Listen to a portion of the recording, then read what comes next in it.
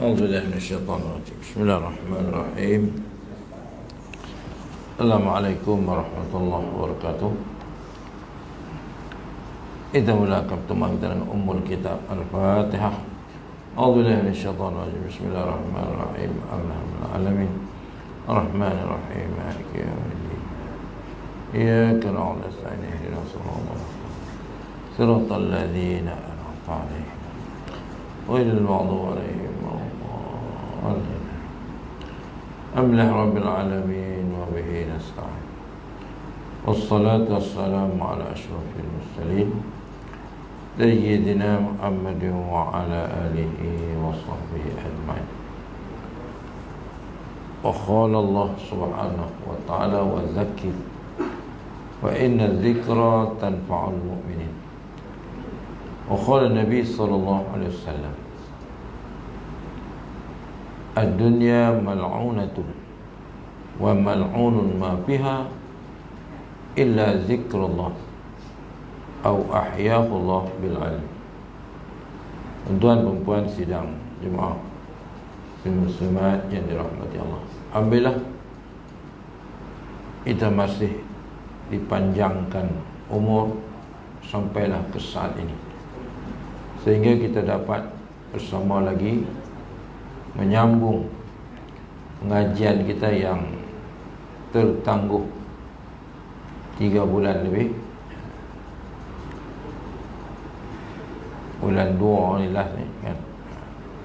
Tajuk bab yang ke-11, tajuk tentang kubur, macam mana tabung bunga atas kubur, merenjis jurus ayak di perkuburan selepas kematian, kemudian mencacak bunga atau pohon. Dan kita berhenti itu takat hukum meletakkan batu nisan di kubur. Baik, jadi kita ulang balik ni, tuan baca tak buat muka ni. Hukum meletakkan batu nisan di kubur ini sudah jadi umum balwa, umum kebiasaan umum dah. Orang mati semua buh tanda. Cuma tanda kita ni hebat sikit lah daripada di tempat lain tu. Kita dengan nama, dengan bila lahir, mati bila, semua dah kan? Baik, apakah dalil dibolehkan meletakkan batu nisan di kubur? Maka jawapannya dalil daripada hadis Nabi SAW. Nabi SAW meletakkan sebiji batu besar, nisan di kepala kubur Sayyidina Osman bin Maz'un. Apa cara ni kan? Dan Nabi SAW bersabda agar diketahui. Maka tujuan Nabi letak batu tu di kubur Osman bin Maz'un itu supaya diketahui dengannya kubur saudaraku ni. Supaya nak kenal ni kubur siapa, supaya aku boleh mengemumikan padanya siapa yang mati daripada keluarga aku. Jadi tujuan Nabi buat itu supaya nak kenal. Maka dulu mungkin kemahiran tu tak ada, sebab itulah hukum ni dia kita kata as-sabat wal murunah. Islam ini ada benda yang tetap, tak boleh ubah. Hukum-hukum qat'i tak boleh ubah lah. Tapi ada pun hukum-hukum lain, hukum cabang yang disandarkan, maka itu dipanggil al-murunah. Dia fleksibel, benda boleh berubah kan. Celah ni kita dulu ambil sembahyang, tak boleh lah duk kena apa alat ubat apa. Lah ni lepas ambil sembahyang dia suruh pakai sembur spray ni kan. Maksudnya kan. Jadi fatwa membenarkan. Jadi maknanya itulah indahnya Islam. Dia bukan terikat dengan masa, dengan kan. Quran itu tak terikat juga dengan masa. Kalau Quran terikat dengan masa, maka dia tak sesuai sampai akhir zaman lah. Jadi hukum pun macam tu lah. Jadi kita kena berlapang dada. Jangan benda Nabi tak buat ni semua tak boleh. Ada itu fahaman kita, aliran kita kan. Benda yang Nabi tak buat pun bukan maksud kalau umat selepas itu buat benda tu jadi bid'ah. Maka inilah perbahasan awal-awal itu, perbahasan tentang bid'ah itu. Baik. Jadi Nabi letak batu ya, tak ada lah batu tulis nama. Supaya Nabi kata diketahui, supaya nanti orang tahu ini supaya aku boleh mengumumkan padanya siapa yang mati daripada keluarga aku. Jadi kita hari ini dah ada kemahiran itu. Maka Nabi pun kata antum a'lamu bi umuri dunyakum. Kamu lebih mengetahui tentang urusan dunia kamu lah. Maka hari ini hukum-hukum pecahan-pecahan, hukum lah ni bukan hukum ada zaman Nabi. Dan kita lah buat sistem jual beli apa semua ni. Dan Islam dia ada jual beli lah, dia tak ada lah macam kita lah ni nama had al-wadi'ah, al-mudharabah, al-musyarakah, apa lagi semua tu. Itu ulama yang ciptanya.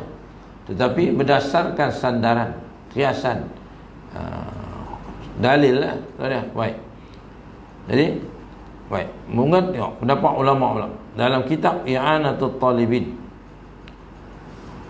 Syekh Abu Bakar Syata Ad-Dimyati menjelaskan dan disunatkan tu kata kitab I'anatul Talibin, disunatkan meletakkan batu atau kayu, yakni nisan, di sisi kepala mayat, kerana bahawasanya Nabi SAW meletakkan sebiji batu besar nisan di kepala kubur Sayyidina Osman bin Mal'un, dan Nabi bersabda agar diketahui dengannya kubur saudaraku, supaya aku boleh mengebumikan padanya siapa yang mati daripada keluarga aku.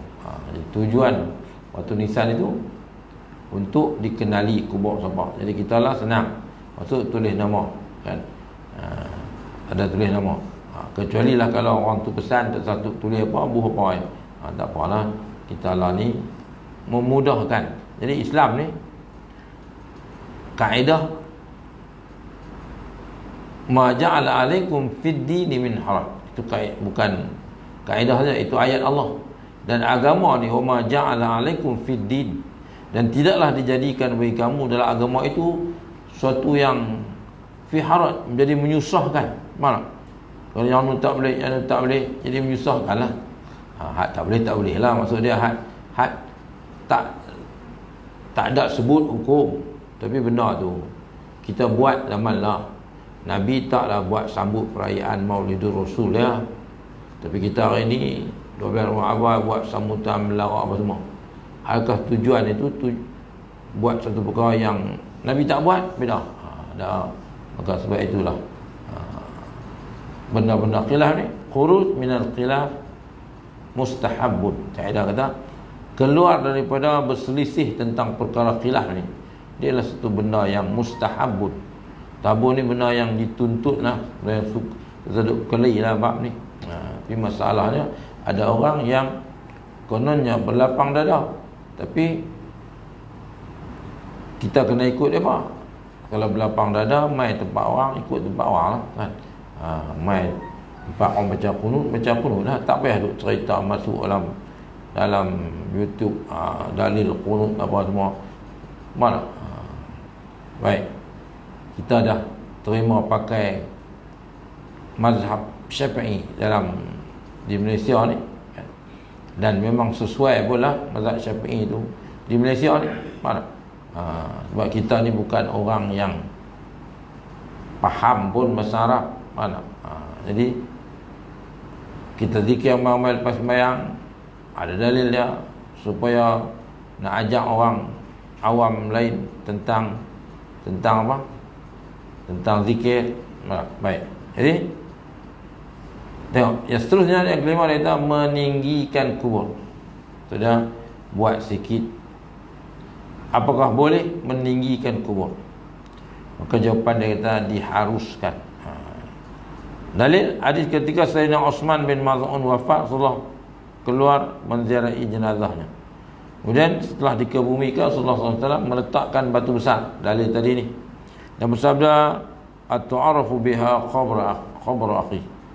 Aku memperkenalkan dengan batu besar ini, aku nak kenal qabr akhi, kubur saudaraku. Wa udfinu ilaihi man mata min ahli ila jiwari.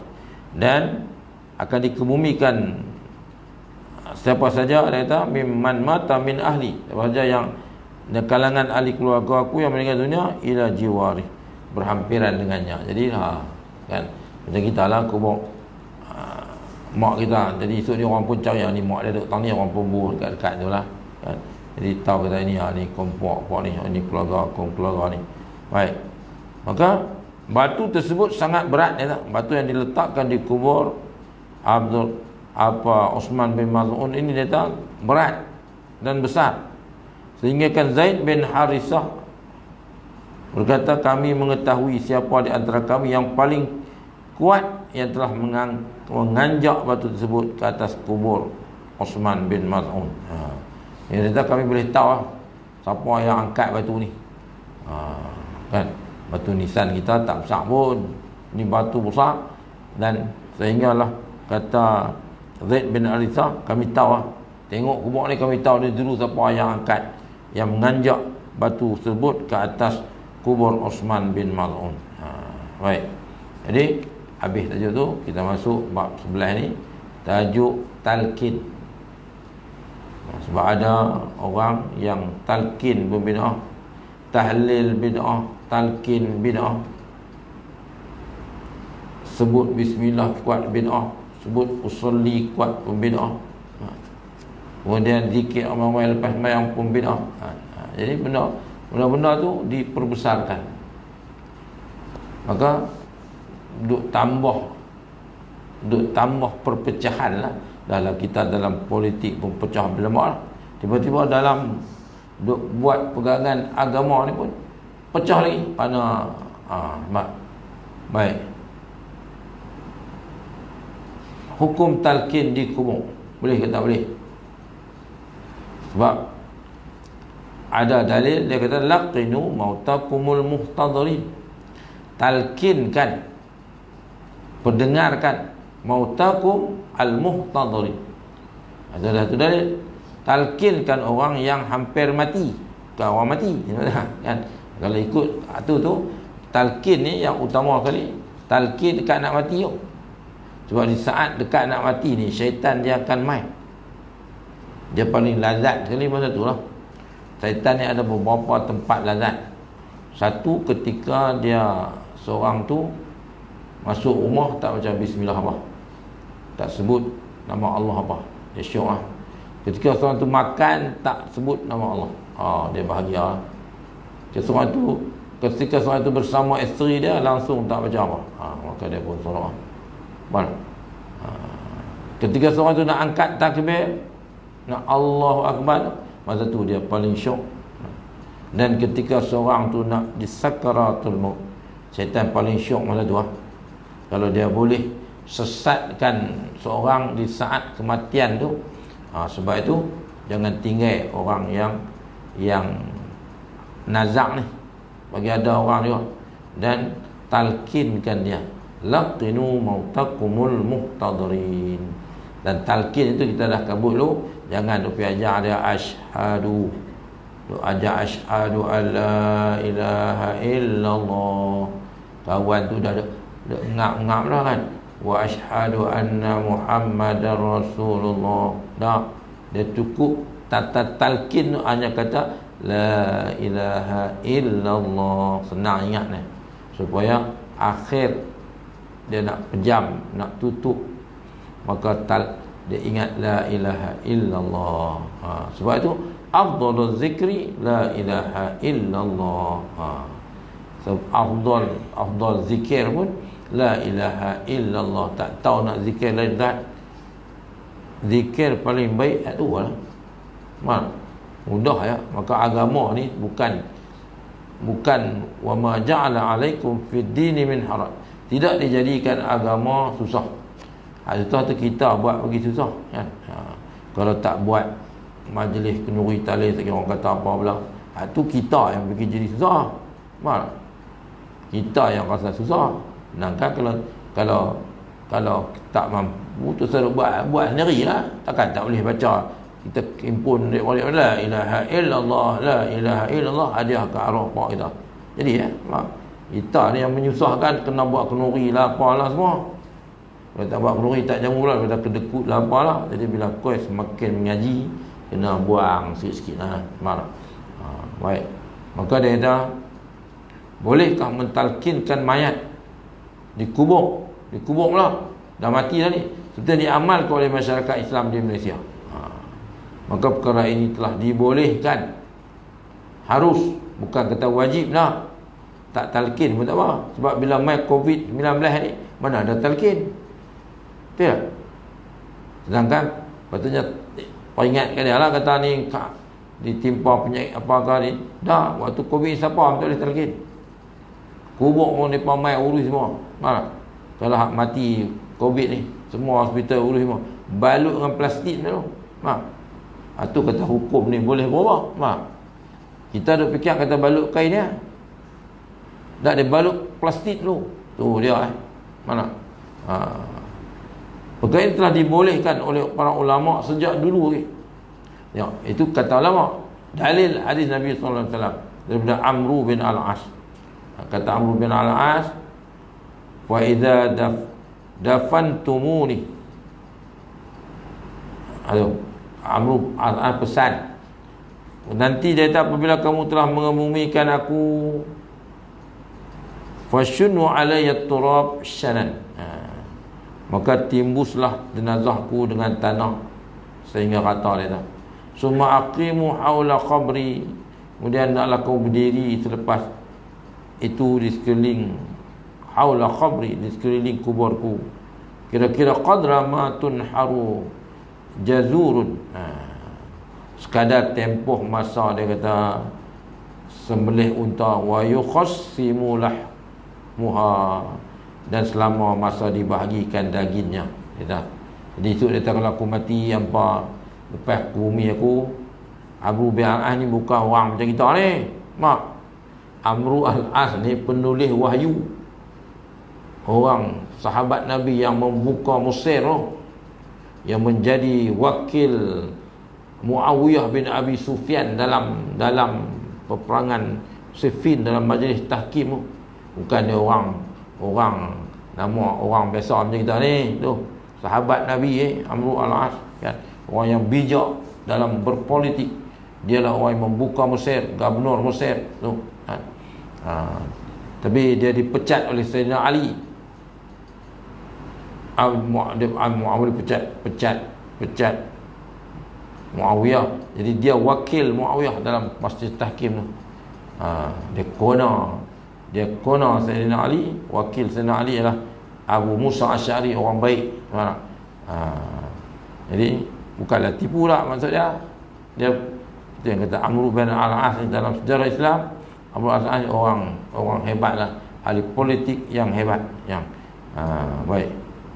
Jadi dia kata nanti kalau aku mati, hampa kuambuhilah kuburku, dia dah pergi rata. Kemudian berdirilah, dia dah summa aqimu haula qabri qadra ma tunharu jazurun wa yuqassimu lahmuha.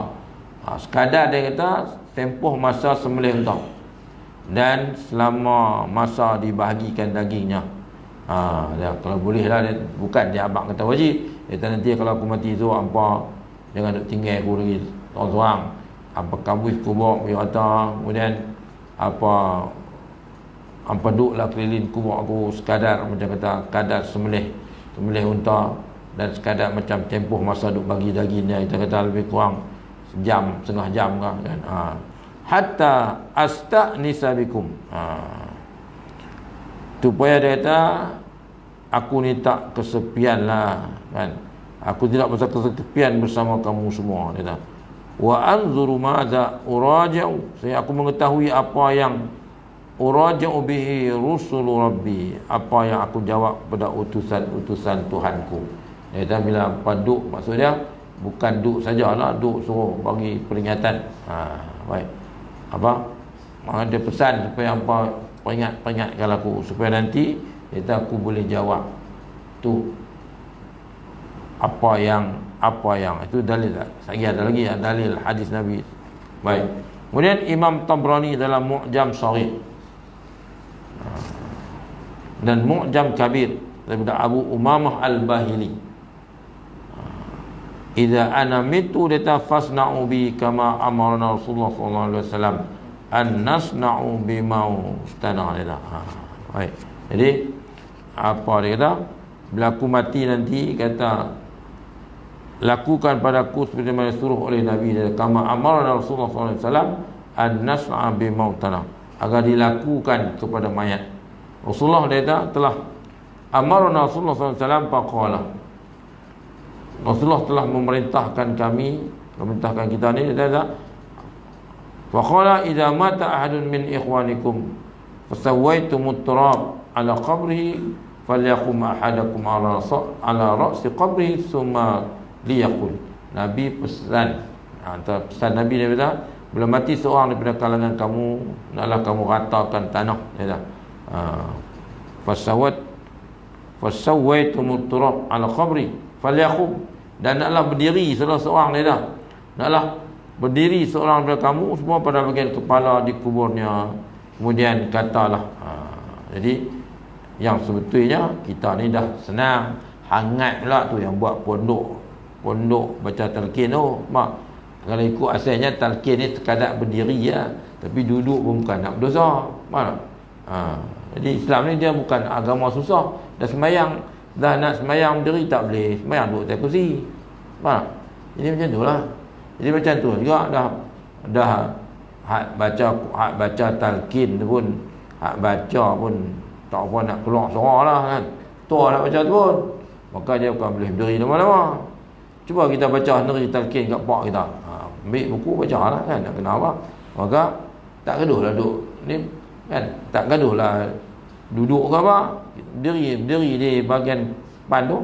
Falyaqu ahadukum hatta ala ra'si qabri, di atas kepala kubur tu, summa liyaqul ya fulan ibni fulanah, wahai fulan ibni fulan, anak lelaki kepada fulanah. Jadi apa dia nak suruh, antara dia suruh ialah kita panggil si mati tu, kalau anak lelaki bin juga, jangan nak kata binti.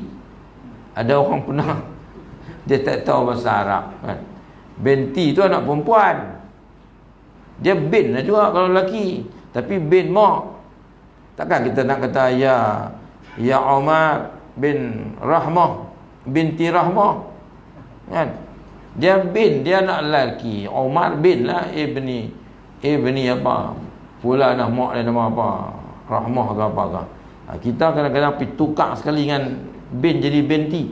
Kononnya kita bin mak lah. Dia bin tu anak lelaki, binti tu anak perempuan. Maksudnya ada orang kata kena baca tu, kita nak abang apa ya kan, kita nak abang kata tu bahasa Arab, bin tu anak lelaki, takkan dia anak perempuan kot, dan nama dia Hamzah kan. Jadi kena tahu lah kan. Tu baik, tak tahu kaedah bahasa Arab tu kan. Dia ibni juga. Maksud kalau dia lelaki, dia ya fulan ibni fulanah. Fulanah tu perempuan lah, maksudnya bin kepada mak dia. Tu mana fa innahu yasma'u fala yujib. Dia Nabi kata serulah, kata ya fulan bin fulanah, fa innahu yasma'u, dia dengar tapi cuma dia tak boleh jawab ya kan. Fulanah, maka dia berkata Orang itu mendengarnya tapi dia tidak akan menjawab. Orang yang duduk dalam kubur tu, dia boleh dengar, dia duduk alam lain, cuma dia tak boleh jawab ya, kan. Kemudian katakanlah wahai fulanah bin fulan. Fa in thumma yaqul ya fulan ibn fulanah wa innahu yastawi qa'idan. Dan dia kata apa wahai fulan bin fulanah, maka dia duduk. Kemudian katakanlah wahai fulan bin fulanah, maka dia berkata wa yasma'u fala yujib wa ma yaqulu ya fulan ibn fulanah wa in yastawi qa'idan. Thumma yaqulu ya fulan ibn fulanah wa innahu yaqulu arsyadana yarhamukallah walakin la tash'urun. Kemudian dia kata, Nabi kata lagi, wa fulan, semoga Allah merahmati kamu, tapi kamu tidak merasai apa yang telah berlaku pada yang berlaku pada si mayat ini, maka hendaklah dikatakan. Kemudian satu yang kita duk kata tu, yang kita duk kata uzkur ma kharajta alaihi minad dunya, ingatlah bahawa kamu telah keluar daripada dunia ni, masuk ke alam barzakh ni. Syahadat an la ilaha illallah, bersaksilah bahawa tiada ada Tuhan melainkan Allah, wa anna Muhammadan abduhu wa rasuluh, dan saksilah bahawa Nabi Muhammad itu hambanya dan rasulnya, wa annaka radita billah, dan katalah aku redha dengan Allah sebagai Tuhan, wa bil islami dinan, Islam itu sebagai agama, wa bi Muhammadin nabiyyan, Nabi Muhammad itu mengaku bahawa Nabi Muhammad itu adalah Nabi, mengaku, wa bil Qur'ani imaman, dan Quran itu adalah imam, fa inna munkaran wa nakiran, dan sungguhnya persoalan mungkar nakir itu benar. Ya, dia kata yang kita sebut dulu, ya'khudhu kullu wahidin minhuma bihi sahibihi wa yaqulu. Apa dia dah, dan malaikat munkar akan mengambil tangannya lalu berkata, ayuh bersama kami, bawakan kepada siapa yang telah ditalkinkan hujahnya. Tu. Baik, jadi pesan kepada mayat itu, intalik bina ma yah'aluna indama luqina hujjatahu, qala ayu umamah ni. Jadi dia kata malaikat akan mengambil tangan lalu berkata, ayuh bersama kami, bawakan kepada siapa yang telah ditalkinkan hujahnya. Umar berkata kepada Rasulullah SAW, Rasulullah, kalau macam mana dia kata, Nabi Abu Umar tanya Nabi, apa ya Rasulullah, fa illam yu'raf ummuhu, kalau tak dikenal mak dia nama apa, nak buh bin apa, maka yansabuhu ila ummihi Hawa. Kalau kita tak tahu lah dia ni mati, dia nama apa, mak dia nama apa, kita tahu. Orang tahu nama dia ya, tengok dia mati pun apa, dia pun tak tahu mai beramai tu, sebab kita ni mati orang tak tengok surat, orang tengok kat penalan ya, bin pak lah mana, bin mak. Jadi bila nak mati, nak urus, siapa tak tahu waris apa tak nak, maka inilah Abu Umamah tanya Nabi dah, kalau tak diketahui dia kata fa illam yu'raf ummuhu, kalau tak dikenal siapa mak dia, nak buh bin siapa. Sedangkan Nabi ajak tadi, ya fulanah ibni fulan, ya fulan ibni fulanah. Maksudnya mayat tu kalau lelaki, bin kepada ibunya, kan. Tapi maka Nabi kata kalau dia tak tahu siapa mak dia, dah tak ada nama, yansabu ila ummihi Hawa, maka nisbahkan, maka nak dinasabkan kepada ibu manusia lah, iaitu Hawa. Maksudnya ibni Hawa, kan. Wahai Osman ibni Hawa, dah tak tahu siapa mak dia, dinasabkan kepada ibu manusia lah, itu Hawa. Wahai fulan ya fulan ibni Hawa, wahai fulan. Jadi maknanya Nabi, ada hadis Nabi ajak, kan. Jadi bila mati nanti, kan, ajak dia, kadang-kadang bersaksilah bahawa sebenarnya engkau telah masuk ke alam baru, keluar daripada alam dunia ni, dan mengakulah bahawa Allah itu bahawa tidak ada melainkan Allah, mengakulah bahawa Nabi Muhammad SAW, redalah Islam itu sebagai agama, Quran itu sebagai Nabi Muhammad itu Nabi, Quran itu sebagai petunjuk, imam, dan sungguhnya malaikat munkar nakir nanti akan datang. Jadi nak abang kata persoalan dalam kubur tu ada lah. Mana? Jadi Nabi pun dah ajarkan supaya buat begitu. Cuma baca pendek lah. Kita ni ditambah lagi. Tambah tu bukan dosa. Tambah tu ulama susun bagi tambah lagi. Tambah lagi sampai apa perkataan lain, maka benda itu bukan bid'ah apa. Sebab manfaat dia untuk kita pula. Kalau baca bahasa Arab saja tak faham pelekok apa lah kan. Kalau tu minan dunia ila da parila qubur minan nanti kayas akan datang ja akal malakani yas'ala naka man rabbuka man nabiyuka man ikhwanuka wa ma imam wa ma apa semua tu. Maka kalau baca bahasa Arab saja tak faham pelekok apa lah, kita pun tak nak takut apa lah, maka kita akan jadi rasa gerun sikit. Bila diterjemahkan pula, maka tak apalah, terjemahlah dalam bahasa Melayu pun, supaya orang yang dengar tu ambil peringatan. Jadi talqin tu dapat kat dua lah maksud dia.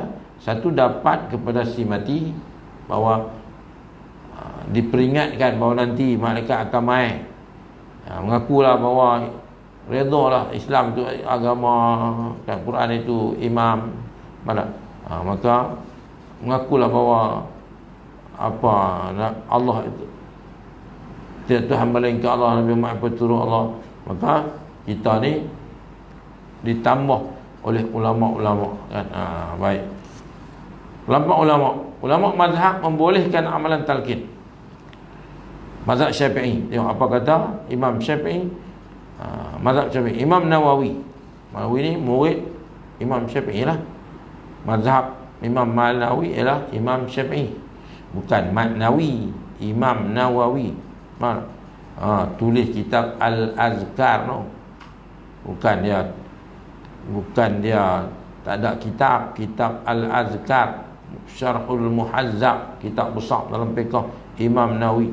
Tapi kalau kita duk tikai kata apa yang Imam Nawawi tulis tentang Al-Azkar, tentang sapu muka, kira dia kemah daripada Imam Nawawi kan. Haklah ni kira kemah daripada Imam Nawawi kan. Tu Imam Nawawi tulis 45 judul kitab. Satu kitab ada berapa jilid pula. Tiba-tiba dalam kitab Al-Azkar ada hadis yang Imam Nawawi nukilkan tentang Assalamualaikum warahmatullahi wabarakatuh, Assalamualaikum warahmatullahi wabarakatuh, Nabi sapu muka.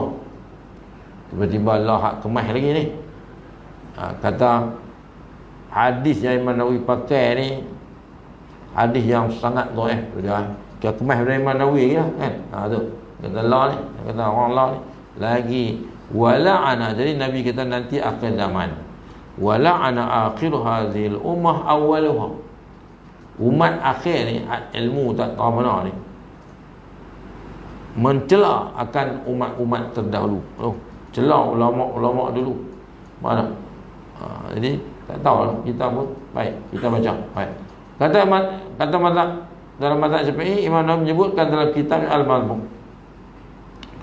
wa amma talqinul mayyiti ba'da dafni faqad qala jama'atun. Sesungguhnya telah berkata ramai sahabat kita, jadi ulama mazhab Syafi'i ni, adapun talqin mayat selepas dikebumikan itu faqad qala jama'atun, maka wa katsiru min ashabina, berkatalah jamaah yang ramai daripada ashab kami lah, daripada mazhab kami lah ya, mazhab Imam Syafi'i ni. Dia kata bistihbabihi, dengan sunatnya tu, kata Imam Nawawi dalam kitab dia Al-Majmu' tu, dia kata tu talqin mayat selepas dikebumikan itu, maka ulama mazhab kami, ramai ulama mazhab kami, dia kata wakasir min ashabina bistihbabihi, tu akan sunatnya. Sunat bukan dia kata wajib. Dia macam lah tak baca talqin pun mana wajib semayang tu. Semayang tu wajib. Bila mati mesti dimandikan, dikapankan, dikebumikan dan disemayangkan dan dikebumikan. Dia tak kata talqin. Talqin tu sunatnya. Tak baca talqin betul dia apa? Sebab apa? Kalau ikut tu, kalau mayat tu uzur, apa doa selepas sembahyang mayat tak payahlah. Tadi bacalah. Allahumma ighfir lahu warhamhu, bacalah wa'afi wa'fu anhu. Dah tak arti sangat sembahyang, baca dekat tu sudahlah. Allahumma ighfir lahu warhamhu wa'afi wa'fu anhu. Sudah. Pun sah sembahyang. Ampunlah dia. Warhamhu, rahmatilah dia. Wa'afi dan ampunan selepasnya itu. Wa'fu anhu dan apa? Semuanya mohon keampunan sebelum selepas kan. Dan di alam kubur tu menuntut keampunan kepada Allah Subhanahu Taala untuk si mati tu. Kemudian kita baca lagi apa, akrim nuzulahu, muliakanlah tempat kuburnya itu kan. Wasir apa, wasilu bil ma, mandikanlah dia bisalji dengan air sejuk, salji, bal barat dan yang sejuk, mana yang bersuci bersih kan. Wa naqi minal qadaya, sucikan, hapuskan dosa-dosanya. Kama sabul abyadu binad danas, bagaimana dibersihkan pakaian putih itu binad danas daripada kotoran, maksudnya suci bersih tu. Kita minta doa, ya Allah bersihkanlah dia, mandikanlah dia dengan air salji. Naqi wa abdilhu khairan min dari, gantikanlah negeri yang lebih baik daripada dunia. Wa ahlan min qara wa ahlan min ahli khairan min ahli, dan gantikanlah dengan ahli yang lebih baik daripada ahli yang ada atas dunia ni, maksudnya tu. Kemudian apa, itu doa yang kita baca, maksudnya lengkaplah sebenarnya. Mana dia tak kira Allahumma la tahrimna ajru wa la taftimna ba'dahu, semua baca. Tapi jadi sebab itu ulama kata sunatnya mustahabun. Wa mimman nas ala istihbabihi, termasuklah yang mengatakan, dia kata sunat baca talqin itu ialah Al-Qadhi Husain. Qadhi Husain dalam ta'liqnya fi ta'liqi wa sahibuhu Abu Sa'id Al-Mutawalli, dan Abu Sa'id Al-Mutawalli, dan juga Abu Sa'id Al-Mutawalli dalam tatimahnya fi kitabih At-Tatimah, wa Syekhul Imam Abdul Fath Nasr bin Ibrahim Al-Muqaddisi, dan juga dia kata kedua Nawawi kita Syekh Nasr Al-Maqdisi, Imam Az-Zahid Abu Fath Nasr bin Ibrahim Al-Muqaddisi, dan wa Imam Abul Qasim Ar-Rafi'i wa ghairuhum, wa naqalahu Al-Qadhi Husain anil ashab, dan apa dia kata, dan berapa ramai lagi telah menukilkannya oleh Qadhi Husain daripada dapat imam ulama-ulama besar dalam mazhab Syafi'i ni. Mana tu bukan dia taraf kita ni, imam-imam ni semua. Kita ni baru mengaji kita dah dapat doktor pun satu tajuk ya. Buat PhD pun satu tajuk ya, bukan dia reti semua tajuk. Majlis satu tajuk sebab tu ada Profesor Kangkung, dia buat tajuk kangkung Profesor Kangkung kan. Tajuk dia kangkung kan. Mana dia ulama dulu nak banding dengan ilmu kita ni, jauh langit pada bumi lah. Tapi tiba-tiba akhir zaman ini mendakwa apa yang dinukilkan oleh ulama-ulama besar dulu dalam kitab-kitab besar mereka sebagai dhaif, lemah dan sebagainya. Allah, dia hebat lagi lah kan. Baik, jadi ulama-ulama Syafi'i mengatakan talqin di kubur itu adalah sunat. Maka kita ikut ni lah. Mana? Baik. Tengok pendapat mazhab lain pula. Bukan nak kata tak. Boleh dah ikut mazhab lain? Boleh lah. Kalau dibenarkan oleh fatwa, oleh kita hak tak arti apa ni, tak boleh. Kena ikut satu, kena ikut hak ada ya. Kecuali lah macam kes itu ni, kita sandarkan kepada mazhab lain lah, daripada tak sembahyang Jumaat langsung nak sembahyang 40 tak boleh, banyak kan. Maka sembahyang 12, mana ada mazhab Syafi'i sembahyang 12 orang kan. Mazhab Syafi'i sembahyang 40 orang, tapi kita tu sembahyang 12 orang kan. Tuan tak sembahyang lah, saya sembahyang kan. Berapa kali sembahyang 12 orang. Rasa sedih ya kan. Baca khutbah pun duduk atas mimbar tu. Tiba-tiba satu line ya, 12 orang tu satu baris ya.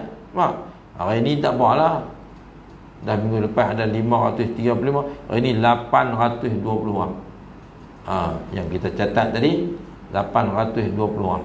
Maknanya lebih pula lah. Dia benar kita dekat 800 ya, tapi ni tengok benar baru pula lah. Jadi kuliah kita pun boleh susun ikut semakin dekat lah. Jangan bersentuh bau lah. Sebab pening sekolah nak buka ni nak buat macam mana? Kalau duk buat jarak 1 meter mampu mana nak cukup kelas. Kalau duk buat macam lah ni kita 5 saja, 2 kelas 29 orang pecah jadi 15 14. Kalau buka 14 15 Julai ni mana nak ada kelas apa? Keluar pula arahan baru lah, ialah penjarakan, jangan duk sentuh bau lah. Jadi kita pun boleh dekat sikit lah. Ni kita boleh rapatkan sejadah. Jadi keluar apa bau lah kan.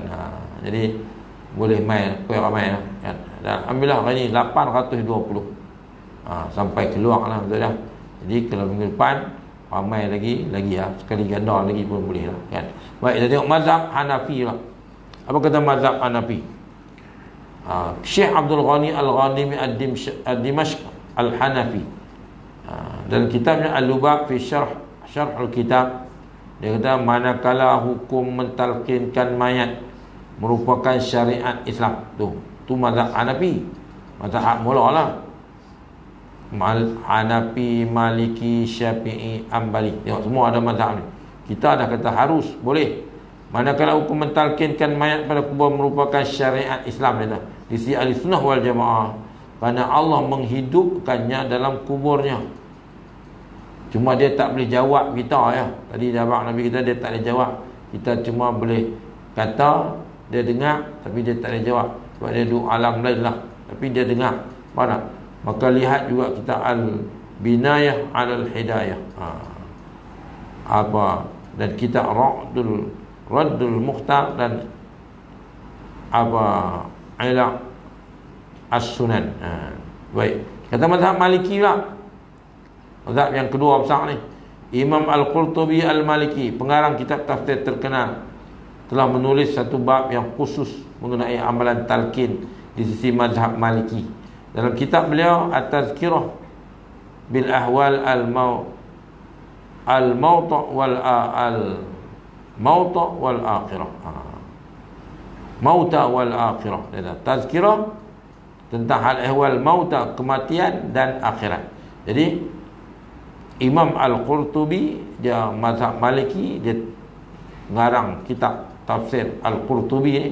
Dia tulis satu bab dalam kitab, iaitu At-Tazkirah bil Ahwal Al-Mauta ni, dalam bab cerita tentang hal kematian dan akhirat ni. Satu tajuk tentang amalan talqin. Maknanya mazhab Hanafi pun kata sunat, mazhab Maliki pun kata boleh. Maka dalam bab ini kata Imam Al-Qurtubi, beliau menjelaskan amalan talqin dilakukan oleh para ulama Al-Qurtubah dan mereka mengharuskannya. Maka mazhab Maliki pun mengharuskan, boleh. Mana? Mazhab Hanbali pula belakang lagi pada kita, yang modern sikit ni. Mazhab Hanbali ni dia moden sikit lah. Dia boleh bayar fitrah pakai duit, pakai nilai. Maka kita pun kalau bayar pakai beras jenuh apa tu, balik duduk beras penuh rumah nak buat apa kan. Maka kita pun dibenarkan, ulama fatwa kita benarkan, kita pun taklid kepada Hanbali. Betul tak kita tak jadi Hanbali Ustaz? Ada had Syafi'i yang lebih baik daripada Hanbali, tapi maka di sini ni kita dah mai di Malaysia ni dengan bawaan mazhab Syafi'i, ikut Syafi'i. Kecuali benda yang diputuskan macam baru ni sembahyang Jumaat 12, maka itu balik pada mazhab Maliki pula. Kita sembahyang 12, dan kan mana ada sembahyang kita selama ni kita duk ngaji sembahyang 40 orang. Mazhab ada mazhab boleh kan. Baik, jadi tengok mazhab Hanbali pula. Imam Al-Mardawi Al-Hanbali dalam kitabnya Al-Insaf fi Ma'rifah Ar-Rajih min Al-Khilaf. pada mengetahui tentang yang benar daripada khilaf ni, dia kata faedah disunatkan talqin mayat selepas pengkomiannya si kebanyakan sahabat yakni ulama mazhab Hambali. Dianjurkan mengikut pendapat muktamad. Maka lihat pendapat Ibnu Muflih dalam Al-Furuq, Al-Buhuti dalam Kashful Qina. Jadi makna dia 4 mazhab ada ni, apa semuanya kata sunat, semuanya kata harus. Mana? Jadi ada yang tak kata tak boleh talqin ni. Talqin ni hanya sebelum mati. Tak ada lah senarai mazhab besar. Jadi mana? Jadi tepuk dada tanya iman lah, bukan tepuk je tanya selera. Tuan-tuan, kalau mengaji kita tengok mazhab besar. Bukan kita dah abang dulu. Cara letak tangan. Ada kita ni yang duk mengaji letak tangan ni ada 4 jenis ya. Satu tak kita macam kita letak antara duk tengah-tengah antara pusat ke kan. Ada yang pegang bawah sikit, ada pegang bawah, ada tak pegang terus. Macam ni tak ada. Tak ada pegang macam tu tak ada tu. Hak tu bukan mazhab 4. Hak tu mazhab lain lah maksudnya. Mazhab Wahabi kan. Tu lah tu. Abang tu lah kan. Jadi tapi jangan terpengaruh lah maksudnya kan. Dengan media mereka, itu ujian Allah naknya. Ujian Allah nak pergi tengok kita kan. Bahaya ni, bahaya perpecahan atas benda-benda khurus. Sebab tu faedah kata khurus minal khilaf istihbab, keluar daripada perselisihan ni ialah dituntutlah. Apa punca mana, saya ada tulis tang mana ada faedah ni, ada tulis tetapi tulis tang mana dah kan. Kaedah bahawa dituntut supaya kita jangan duk jadi kelai hanya semata-mata dalam apa, dalam bab-bab furuk ni. Baik, jadi kita berhenti dulu. Yang baik itu daripada Allah SWT, yang silap untuk kekurangan saya ada kita tajuk uraian bahawa Ibnu Taimiyah sendiri. Apa dia Ibnu Taimiyah ni? Apa Wahabi ni, Muhammad bin Abdul Wahab ni, kira dia ikut Ibnu Taimiyah lah. Ibnu Taimiyah pun tak pernah mengharamkan amalan talqin ni. Tiba-tiba orang ikut belakang ni kata talqin tak boleh kan. Baik, jadi kita berhenti tentu. Yang baik daripada Allah SWT, hilap itu kelemahan saya dalam uraian ni. Jadi aku qul hadza wa astaghfirullahalazim. Assalamualaikum warahmatullahi wabarakatuh. A'udzubillahi minasyaitonir rajim. Bismillahirrahmanirrahim. Alhamdulillahirabbil alamin wa bihi nasta'in. Wassalatu wassalamu ala asyrafil mursalin sayyidina Muhammad wa ala alihi wa sahbihi ajmain. Allahumma faqihna fid din wa 'allimna fit ta'wil. Wa lana siratal mustaqim. Rabbana iftah bainana wa bain qaumina bil haqq wa anta khairul fatihin. Rabbana atina fid dunya hasanah wa fil akhirati hasanatan wa qina 'adzabannar. Wa sallallahu ala sayyidina Muhammad wa ala alihi wa sahbihi ajmain. Wa nabiyyika rabbil izzati amma yasifun wa salamun ala al mursalin. Alhamdulillahirabbil alamin. Barakallahu fiikum.